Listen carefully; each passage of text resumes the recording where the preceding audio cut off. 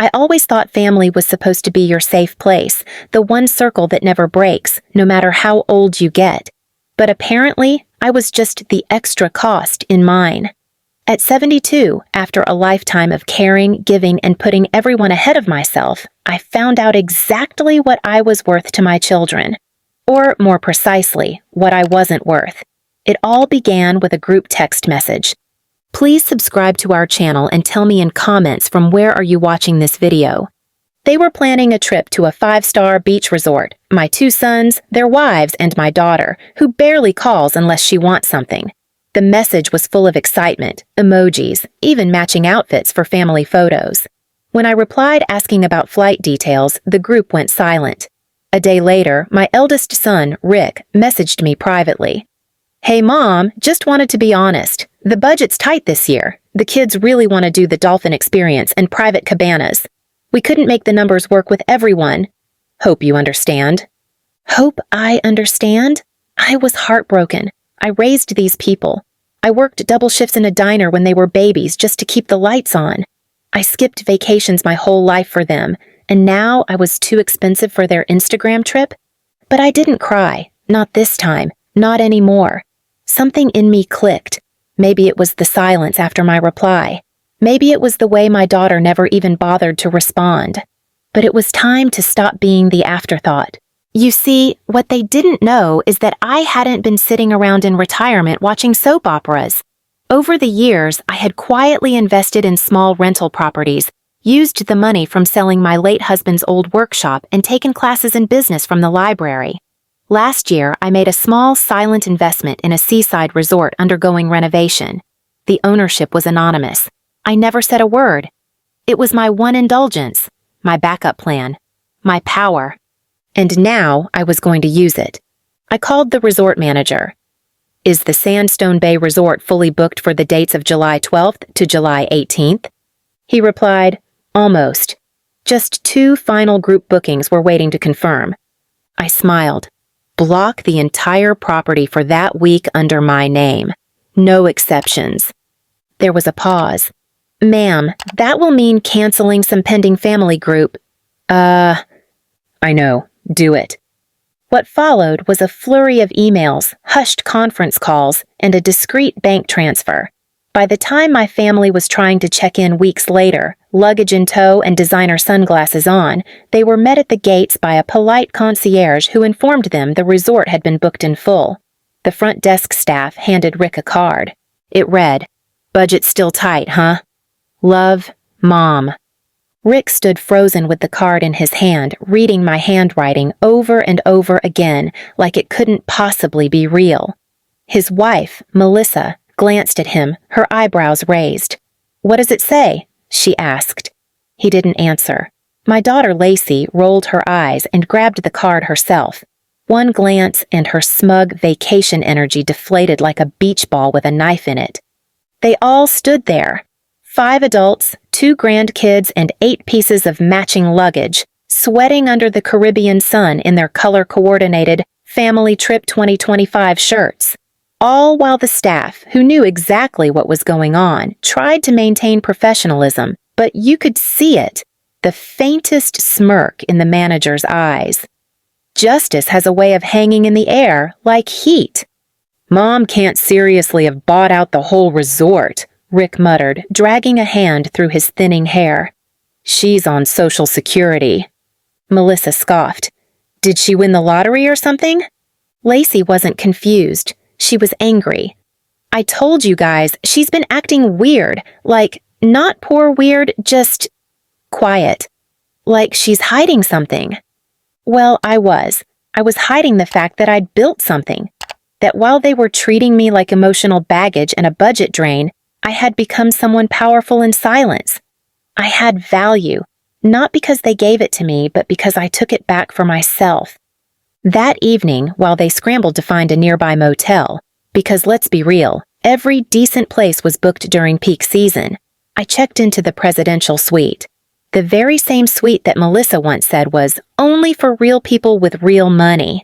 I sat by the oceanfront balcony, sipping ginger tea, watching the sun melt into the waves, and I smiled. But I wasn't done yet. 2 days into their sweaty motel stay, my family made another desperate attempt to salvage the trip. They booked dinner at the Sandstone Bay's exclusive cliffside restaurant, unaware that I had access to the guest list. I saw the reservation under Rick's name when the manager politely asked me, "Would you like them to dine here, or—" I smiled again. Let them come. At 7:15 p.m., they walked in, dressed to impress, pretending they hadn't been bounced from paradise days earlier. The host greeted them with warm smiles, escorted them to a beautifully set table, and then, 5 minutes later, I arrived. In an elegant silver shawl, hair pinned back, wearing the same family heirloom necklace my daughter once called too tacky for modern women. The look on their faces? Worth every penny. I didn't cause a scene. I didn't raise my voice. I just smiled, waved to the waiter, and sent them a bottle of the finest wine. On my tab, of course. The label? Second chances. A little poetic touch. I could have had them removed. I could have canceled their table.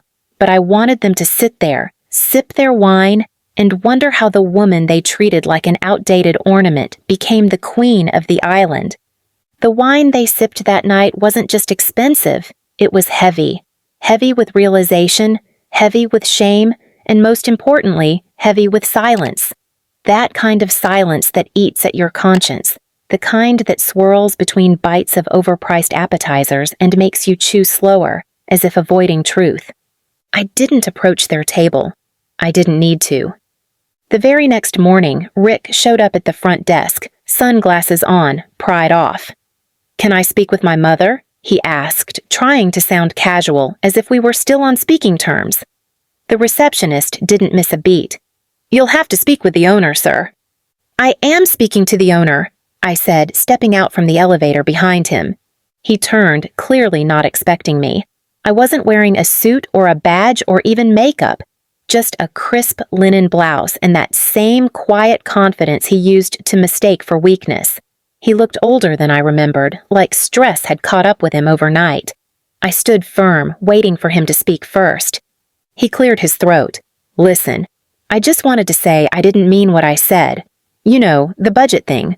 We were just tight this year." "Rick," I said flatly, "you drove past my house in a new SUV 2 days after telling me there wasn't room in the family budget for me." He opened his mouth, then closed it again. I stepped forward. "You didn't forget me because you were broke. You forgot me because you thought I didn't matter anymore."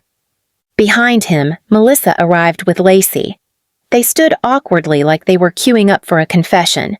I looked at them the same way they'd once looked at me, like I wasn't quite family, just someone who came with the furniture. Then I said something they weren't prepared for. "You want to know how I did this? How I went from your pity case to this?" I gestured around the grand lobby of the resort I now owned. "I invested the money you all assumed I didn't have. When your father passed, I didn't go on cruises or buy handbags. I learned. I read. I networked. I partnered with a developer who believed in me. We built this place from the ground up, and when he retired last year, I bought him out." Their faces dropped. "Mom," Lacey muttered, but I wasn't finished. I used to think that family meant forgiveness without accountability, that if I just stayed kind and quiet, you'd finally see me. But all you saw was someone to squeeze out of your pictures, your plans, your priorities. Now they were quiet, not because they didn't have words, but because they couldn't defend what they'd done. "So here's how this vacation ends," I said calmly. "I've booked you rooms for 2 more nights. You'll be given the standard service, like any paying guest. After that, your reservations are canceled. My resort does not host people who treat anyone like they're disposable, family or not." Rick looked stunned. "You're serious?" "I'm more than serious. I'm finished." I turned to walk away. Lacey called out, "Wait! You're just going to throw us away? After everything?" I paused at the door. "No," I said, turning slowly. "You threw me away. I just returned the favor, professionally, and with much better timing." Later that day, I watched them pack their designer bags and shuffle out of my resort like guests overstaying a welcome they never gave me. I didn't cry, I didn't shake, I didn't second-guess myself like I used to after every insult, every dismissal. Because this time, I wasn't walking away broken, I was walking away whole. 3 months later, the resort received an award for Best Transformation and Customer Experience under new leadership. The press loved the story. An older woman rebranding luxury with compassion and class. I shared the story of what I'd endured, not to shame my family, but to show other women that age is not a limitation and that silence doesn't mean weakness.